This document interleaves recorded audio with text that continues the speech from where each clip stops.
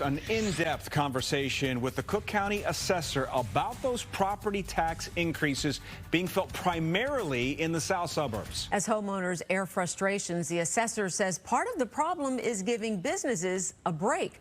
Tia has the story on this. A lot of people want to know about this, Tia. A lot of people want to know about it, Sylvia and Scott, and I want to tell those people that are watching right now, you got to watch the 9 o'clock because that's going to be more in depth than what I can do in this hour. But I did speak with Fritz, Kaegi, the Cook County Assessor, for 45 minutes. We went through the issues that people are having with their taxes, including the story that we brought you right here on Fox 32 about Daryl Lloyd, where his property was assessed at over $1 million and his tax bill jumped over 3,800%. The assessor says that was an isolated situation. But even still, we're getting reports from people that are receiving big tax bills that they can't pay. I said, well, how come the first installment I got the exemption, and this one, it doesn't, I don't have it. And she told me, we don't have a record of you ever filing the form, which I filed every year. So that is John Tennyson. He is a Vietnam veteran declared 100% disabled by the VA. He showed me his previous tax bill for his home on Lunt Avenue in Chicago. It was zero. If you look closely, you can see that. Now it's at over $6,200, and he's pleading for help. Tennyson isn't alone. This is a Zoom that I did with 4 other homeowners, mostly in the south suburbs, dealing with increased property taxes in Cook County, and so far they have received no solution. So I sat down with Fritz Kaegi, the Cook County Assessor. He says 1/3 of Cook County homeowners are missing their exemptions on their taxes, and he also says in some cases properties could have been assessed incorrectly.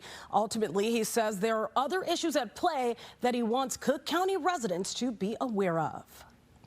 This year, our assessments actually slightly reduced homeowners' share of overall assessed value, which would have meant that their share of the tax burden actually should have slightly decreased. What the real story is, again, is there are giant reductions being made in another body of government, the Cook County Board Review. They reduced commercial properties by $1 billion, leading to commercial bills coming down dramatically for folks like Walmart and Home Depot, while their residential neighbors' bills are going up in a huge way.